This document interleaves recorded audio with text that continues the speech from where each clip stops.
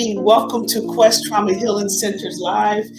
We are so excited that you are joining us. Please type your name in the chat. Let us know that you're here.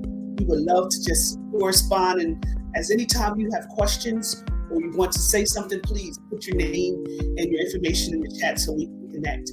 I want to welcome you. I want to welcome our great friend and our colleague, partner. I don't know what else we can say about you, but everyone knows Andrea, I'm pretty sure. If you don't, Andrea is our project coordinator for Quest Trauma Healing Centers. Featured in the Quest GT videos. If you use facilitators to use our videos, you know Andrea, right?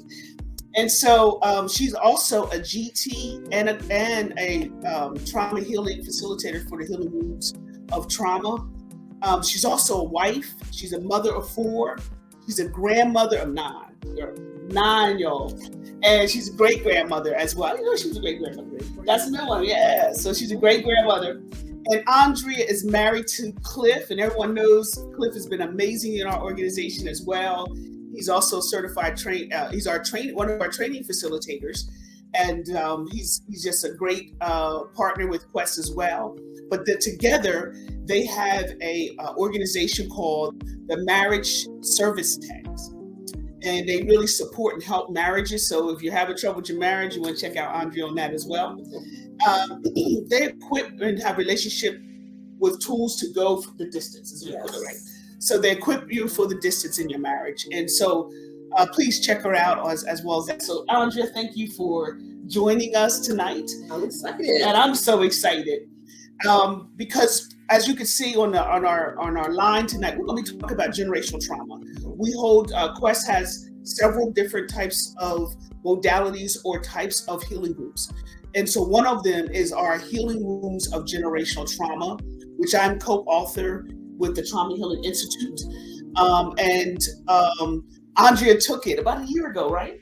It was March of 2020. Yeah, so she took it. Before the pandemic. Yeah, right before the pandemic. We had launched, she took the Healing Wounds of Generational Trauma. And so Andrea, you started your journey in March of 2020. With the training. So tell us more about the Genesis journey that started after you took the course, the training. Okay, so what actually happened, I had no idea about anything that we're going to talk about. None whatsoever prior to, but it was just fascinating for me. Generational trauma, it just sounded super fascinating. And so I took it, not knowing that things were going to turn a different direction and the Lord was going to take me down a path. Mm-hmm. But so I loved it.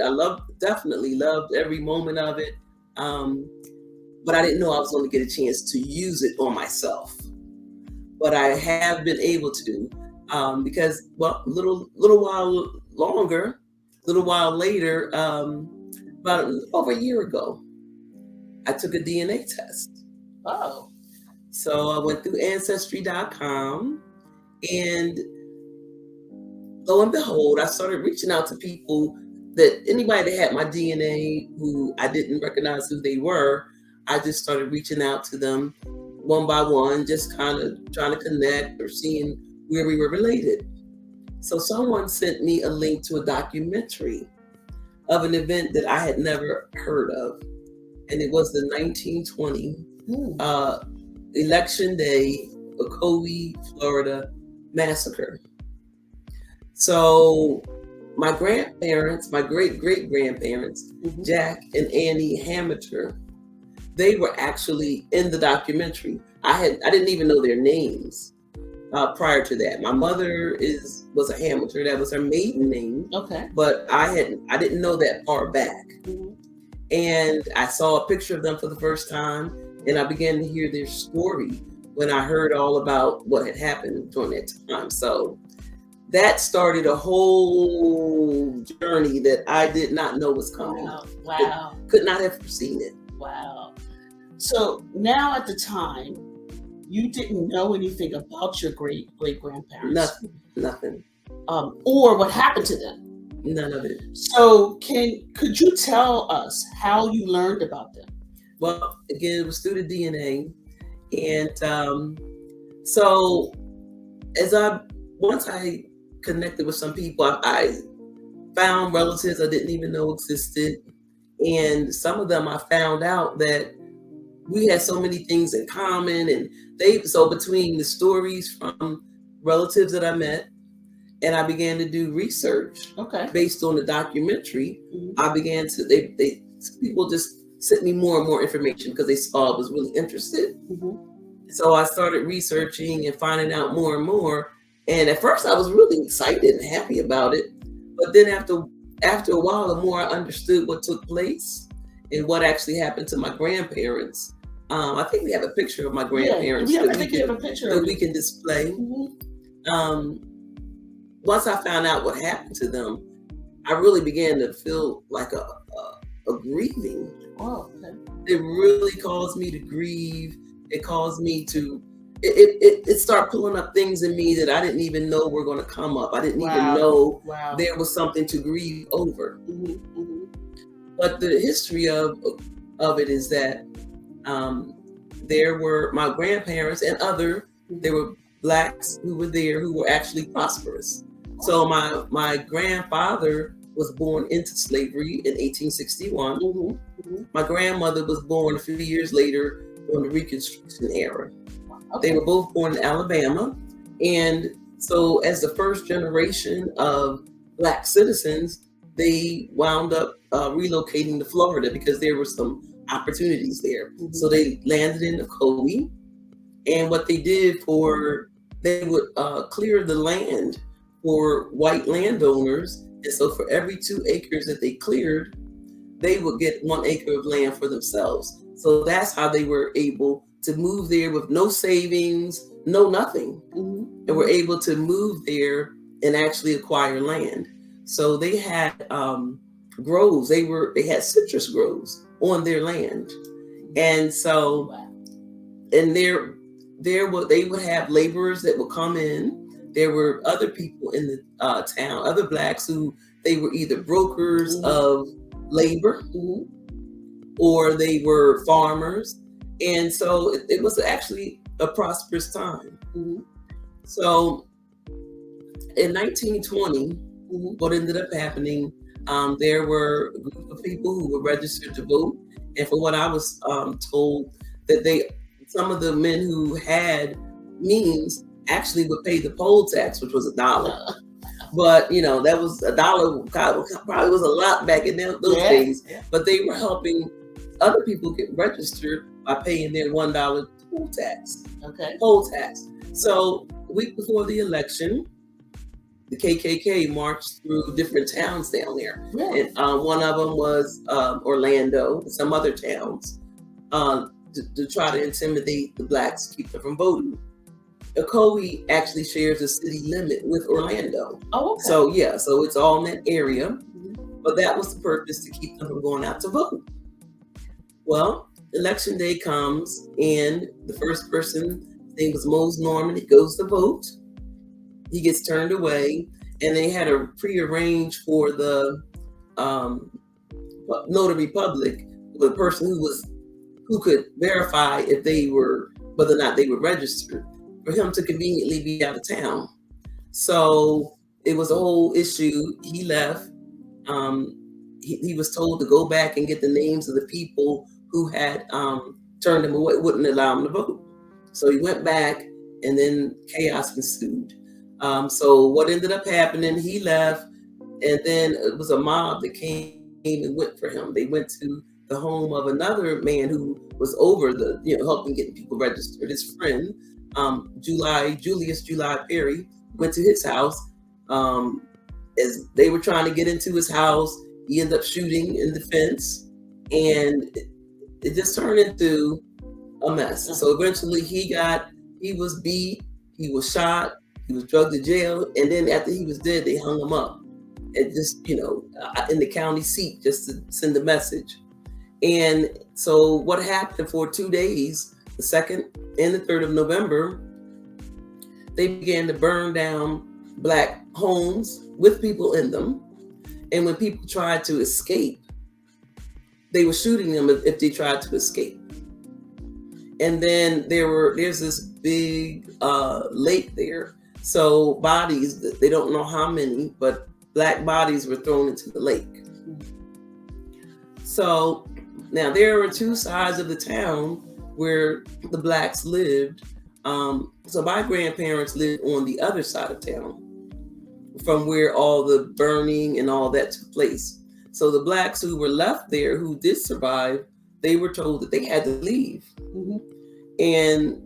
Or they were in danger of the same thing happening to them, is what happened to the people on the north side of town. So that's where we're going to lead up to my grandmother and just how resourceful she was. We have the letter that was found 100 years later. Wow. My grandmother's letter was found because what she did, she wrote this 3-page letter. The first page, she's just chit-chatting to the person she was shipping this fruit to, because again, they had orchards. So she was just talking about the navel oranges and the kumquats and all of that on the first page. But then on the second page, she began to tell the story about what was going on and how it was really, she thought it was a prearranged affair because the Blacks were more prosperous than the whites there. And so they wanted to be able to get their homes for nothing. And then, so she sandwiched that. Like in between, yeah. Right. So she had the wisdom to do that. And she was able to, so if somebody confiscated the letter, they would just think it was chit chat because they wouldn't have investigated that closely. So she shipped the letter to a woman in Ohio whose husband was part of the NAACP. Okay. And the letter was found 100 years later in their anti-lynching files, where they were trying to take action against the things that were going on around that time period. So her letter actually resurfaced 100 years later. Wow. Yes. Wow. Yes. What a powerful story to find. I mean, it's a heartbreaking story. It's one that shows generational trauma and how to curious about the history of what's happened in America and how that has impacted African Americans. That must have been amazing to be. How did you could you tell us a little bit of how you found this information out? Like, I mean, I know you said that you did Ancestry and you were able to connect. Was there other things that, connections that you made that helped you to get the history together? Yeah, so someone on Ancestry, and I said, I got to go back and thank this person because I did so much correspondence. I don't remember who it was. Somebody sent me the links to 2 of the documentaries because in 2020, which would have been the 100 years since the documentary was a couple of documentaries. One came out in 2019, one in 2020. So, so seeing the link to the documentaries, that's what really, really got it started. And then we kept in touch a little bit, whoever this person was, and they kind of guided me. And in every documentary so far I've seen, my grandmother's letter is being read in every one of them so far. And then I met a cousin that I knew from back. She remembered me from when I was a teenager. I didn't even remember her at first. She introduced me to who I now call my sister cousin. Another cousin of mine who she come to find out we had so much in common. I'm into the performing arts and so is she. She did it for 20 years. She had a school for performing arts and trained 3,500 kids. So we had so much in common. And so she just has all this information. So she was constantly sending me links to different articles or links to various things I could research, or there was a museum exhibit that had taken place back before I found out about it. But she introduced me to the person who did the research, and she introduced me to some of this stuff was still online, even though the exhibit was no longer up. So with all the information that was just flooding in that she was sending me, I just read more and more, and then some things I just looked up on my own and found. So that's kind of how I got started. Great. So for our listeners, you took the generational trauma, right? And then you discover this history of a massacre Yes. in the 1920s, and you discovered that your grandfather, great-grandfather, Great-great-grandfather would be a couple generations. And we often get this question, or people say, well, how does that impact, how does slavery and the history, that's old, right? Because after civil rights, you got all these rights. And one of the things that we argue in generational trauma is that the trauma continued. Mm-hmm. How did that connect for you? I mean, now you've made this connection. What did that feel like to discover this information after taking generational trauma? Mm-hmm. And what aspect of this was a part of your healing, or part of this journey that you're on? Where are you on that journey, I guess, a little bit, and then how does this all connect from a healing perspective? I want to say that at first it was extremely exciting because it was like, oh my goodness. And then when I saw documentaries and I'm looking at my grandparents for the first time, and I'm hearing this letter that was written by my grandmother, it was just really exciting. Like, oh my goodness, look, oh wow. So it started off that way.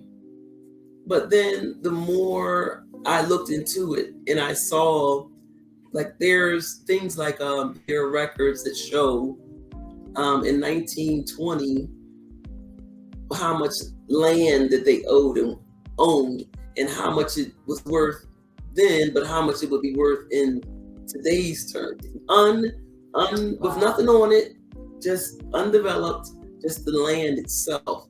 And I saw the value that is up in the millions now of how much the land actually is worth.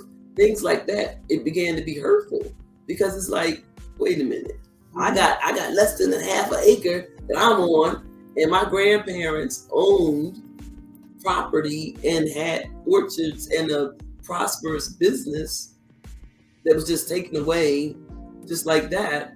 And, so just looking at how that's affected us throughout the generations. Right. So, yeah. And see, Maya Lane. Hey, Maya. Hey, Maya. Great question. How does slavery impact us present generation today? And what you're saying is, after slavery, here he was born into slavery, acquired property, and then that property is taken from you. And so that generational wealth is taken from your family, from a systemic racial attack, which was, the massacre, to keep you from voting, from him and your great grandmother from voting. And that I would say is a direct impact. Absolutely. So, is there any other thoughts on that to Maya's question, or do you think that? Yeah, I think that pretty much covers it. Just how much of it lingered. Yeah. So even after it had ended, it's still the lingering effects had so many implications for so long. Just there's no way to even quantify. Yeah. Because if you could come from, they moved there from what the records show, somewhere in the late 1800s. They have been there for 30 years. Wow. Prospering. Right. So if you could be that short of a distance away from slavery, right, and begin to prosper like that, where would you have been by now? Right. Because this would have been Reconstruction period. Exactly. This would have been the period where the federal troops was there, and that those federal troops allowed for the prosperity to be in the rise. Mm-hmm. So when the terrorism probably came in 30 years later, that would have been almost the end of Reconstruction. So yeah, that would have probably been the end of Reconstruction. I don't have my timeline quick, but I think that would have been the end of Reconstruction. So that, now you take that and you think from way back then, I just imagine my grandparents and the brokenness. Yeah. That they had to feel. Yes. That you built something for that. Now, first of all, my grandfather being born enslaved, even though by the time he was old enough to, by then he was close to the end of slavery. But just think about, you can't really quantify how the brokenness, how my grandfather in the 1930 census 10 years later, after this was over, 1920, he was a farmer on the census, Right. Because he owned his own land. But by 1930, he was a laborer. Right. So the shift of wealth to now taking the wealth. So this wouldn't be Reconstruction, was in the 1920s, that's right. So therefore, which was multiple massacres at that time. Exactly. So they were definitely taking away the wealth. And you're proof of that. It's generational wealth that was built, that was now taken, and now he becomes a laborer because of it. And so Carl, Carl Jefferson's question is, how did trauma affect you generationally? And I think that's one, right? This wealth. Was there anything else that you start to make any connections that affects you? So I'm going to say that we didn't talk about where I went last week. Yeah, go ahead. We'll make that transition. You went to the commencement. So there was starting in 2020, the town of Ocoee, Florida, started a commemoration that was like from the 100-year mark. So this was the third commemoration of the event, because it was really swept up under the rug. People were threatened. They couldn't even talk about it. And actually, after all this happened, when the blacks went out of town, it actually became a sundown town until the mid-1980s. Right. For those who don't know what sundown town means, that it was controlled. There was you couldn't be out at night at all as African Americans or at that time Negroes could not be out at night. Plus, you were in segregation, and you could not even buy. They couldn't buy property there. Right. So now they strip you of all your rights.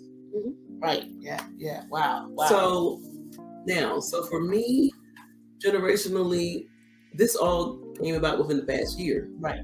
But I actually went back, because now that I did find out about it, we went down for the commemoration, and it's always the election, like the first weekend in November, because that's when it took place.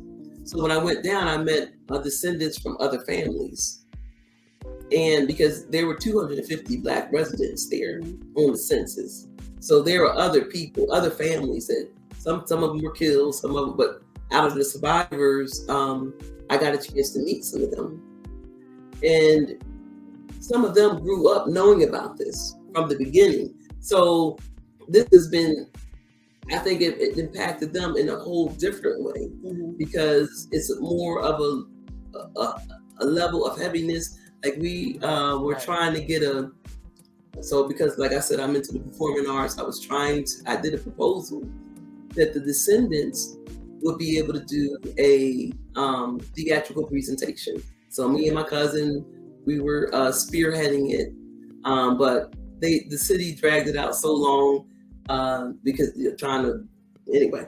So it got dragged out so long, so I said, well, no, I'm not going to do it on that large of a scale, because I'm not going to do anything that's not in excellence.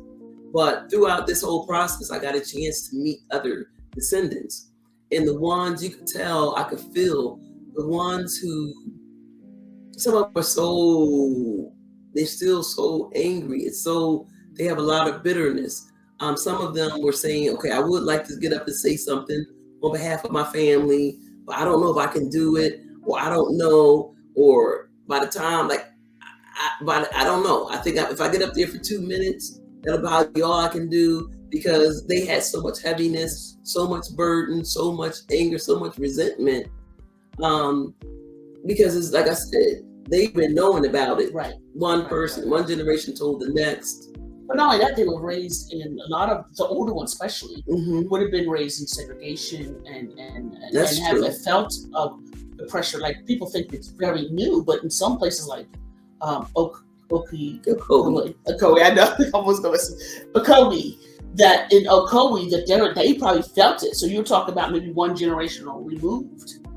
For and if the grandparents are still alive, they would have been raised in segregation and raised in these. That's a good point. Yeah. That's a good point. Yeah. So I haven't known it long enough too. So in my 1 year, I went from being excited to being upset, and then when I actually read the full letter, I was seeing this letter in the documentaries, but when I actually got the copy of the letter, where I actually read it, and I saw where she was saying, my grandmother was saying, I don't know what steps to take. And she said because she don't know if she's going to be able to sell her land in time because it was crowded out with people and everywhere, and she didn't know. But she said, but I'm trusting in the Lord for his goodness. And that thing, because they left that out the documentaries, Right. But when I read it, that thing broke my heart. Something happened to me. I was broken. I mean, it made me cry. Like, oh my goodness. I just can't even imagine what that would have been like. You built, you worked, you trust God, and then this happened just like that. Yeah. So that thing. When they lynched your husband. Well, no, he didn't. No, he. That was a different family. That's right. My family was on the side of town that didn't get burnt down. Okay. So it was the other side that got burnt down, and the lynching and all that stuff took place. But it just hurt so much. And I've only been a year in, so I just can imagine people you know this all your life. Right. And if you don't know the Lord, I believe that generational trauma, that whole training just helped me so much. It helped me process a lot of what I've been experiencing. And so going down there this past week, I got a chance to see the land that my grandparents owned. The Lord gave us favor. The woman who did the research, she is now the director of the Orange County Regional History Museum. So her name is Pamela Schwartz.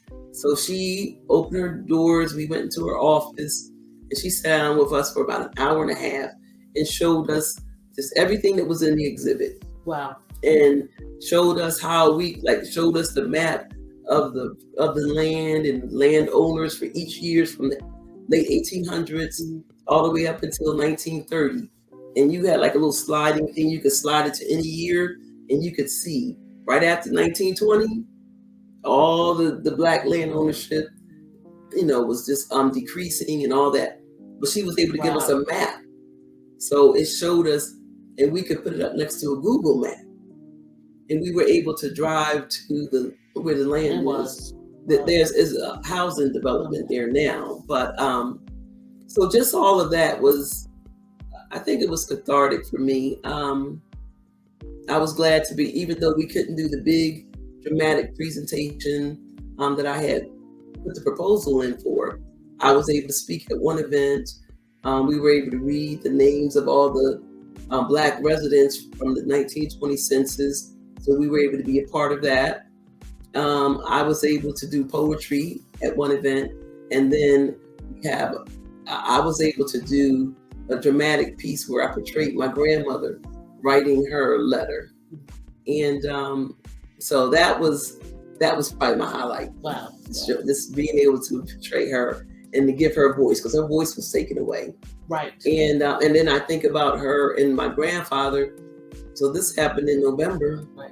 The following year, about 6 months later, they lost their only son, which was my great grandfather. And I wonder if that's how somehow this history didn't trickle down, because he died while my grandfather was still in the womb. Oh, okay. So maybe I'm thinking maybe that's why on our branch of the tree, the story didn't really pass down to me, but for whatever reason. But anyway, that was my highlight, just being able to portray her. And we actually do have a video if you want to, share that. Yeah, we can share the video, and so people can see. And if you have any questions, please type it in. As well as if you see this later, make sure you follow us so you can get a chance to see her later on in some webinar that we'll do, where you can pop on and ask some additional questions. Maybe you're in search of your own journey. So we thank you for participating. I think we're going to show the video. We're going to show the video.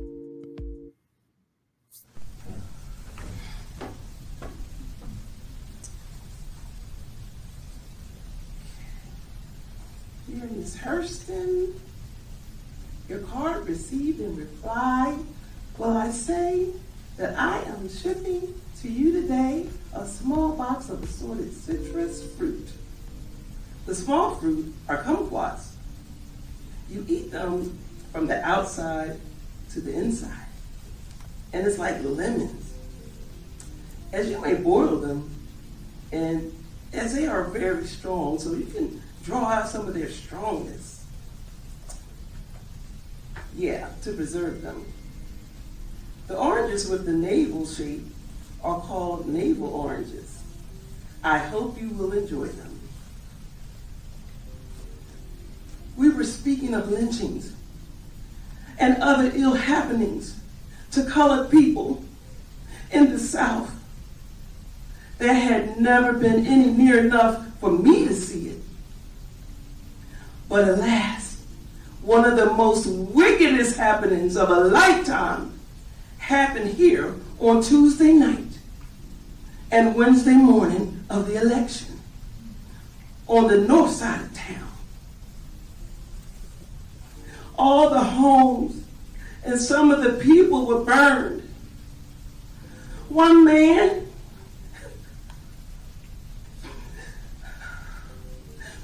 was shot and killed.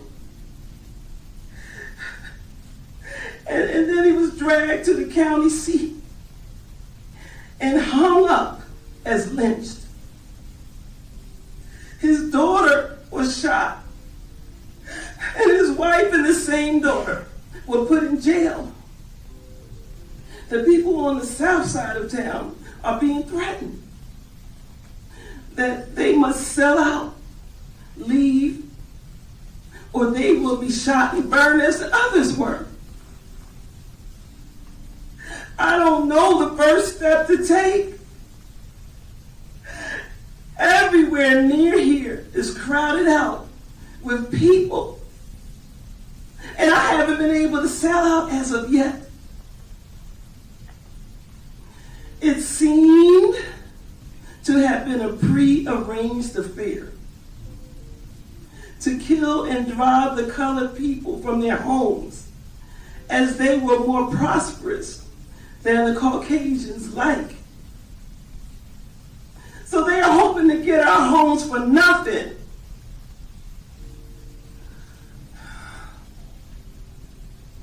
However, I am trusting in the Lord for His goodness.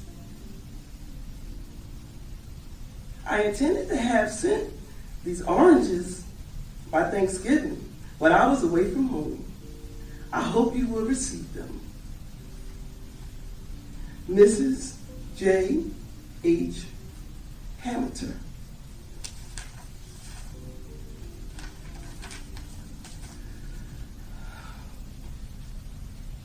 Lord, you know I have served you with all of my heart for my entire life. God, you have blessed us. You have brought us out from those roads in Alabama. You brought us here. And for 30 years, you have blessed us. We have been diligent. You said the hand of the diligent would be made fat. God, we have been diligent to serve you and to work hard. God, you see what is going on, and all we have is you. Lord, we are trusting in you to turn things around. Lord, we wanted to make a life better for our children than it was for us and our children's children. And now it seems it will be washed away. But Lord, in the midst of it all, I'm trusting in you for your goodness, oh God, for your goodness.